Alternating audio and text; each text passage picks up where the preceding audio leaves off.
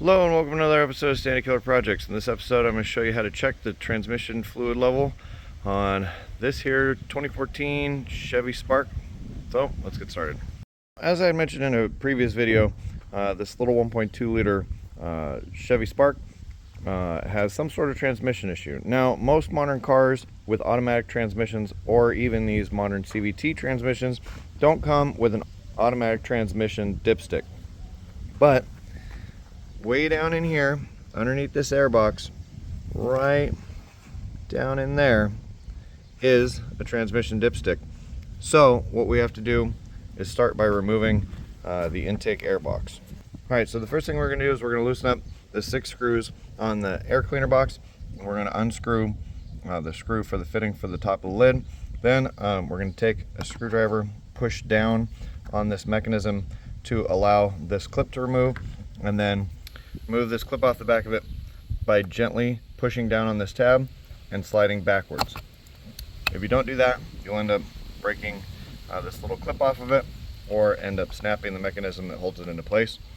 Alright, so I wanted to get the lid off of the airbox because I thought there were press connectors in here to get this piping out.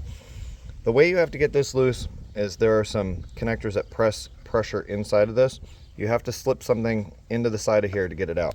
So for our case, the easier way to get it out is by removing the entire hose. It takes a 10 millimeter on one side. There is a pop plug that goes in the other side. And then on the bottom of the intake hose, there is a little push button that goes down into the front of the radiator frame right here. So that will remove this off. And the other hose that comes in on the other side, it free floats. So this guy doesn't seem to clip in. So what we're going to do is we're going to move the 10 millimeter here, here, and here. We're going to remove the box completely off and push this pipe out of the way.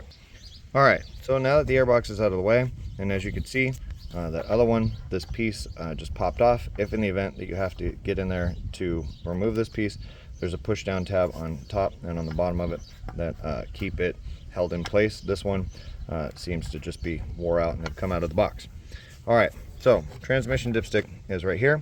It does not just pull up. You have to unlock it, so I'll show you how. All right, so on the transmission dipstick, there's a little tab down in there. That little tab, which you can see from either side, clicks onto that square rectangular point at the intake for it. You have to put a screwdriver against it and pry the tab away from the dipstick so that it will release and pull upward. Once you pull it upward, make sure you're on level flat ground, and then you're able to check your fluid level. For reference, there's those 2 little notches you can make out right there. The fluid level should be in between those. This transmission seems to be within spec, but it looks like it might be a little high as well. That most likely is not the problem with this. If anything, if there's a problem with the fluid, it's because the filter needs to be changed. So that will probably be the next job that I end up tackling on this. I actually think it's the transmission control module. Okay, so set the box back down into place, reattach the hose, put the 3 10 millimeter bolts back into place, and tighten them back down. Put the intake hose back into the push plug, put in the pop plug that goes on the side, and tighten your 10 millimeter back down. Okay, so tighten your clamp back on, put your clip for the sensor back in and the secondary safety clip back into place, and then tighten the 6 screws that hold the cover of the box back into place. So once that's all done, you're done checking the fluid on your automatic transmission for the Chevy Spark. So as always, thank you for watching. Please make sure to like, share, and subscribe. We'll keep making more content.